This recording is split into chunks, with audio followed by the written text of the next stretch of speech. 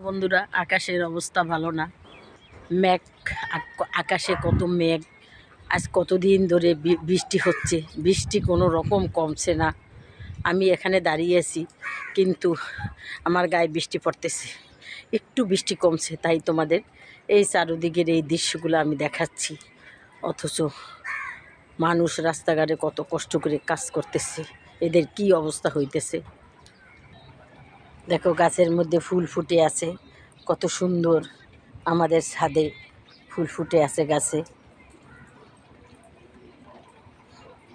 দেখো বন্ধুরা, রাস্তাঘাট পানিতে ডুবে আছে, কি অবস্থা।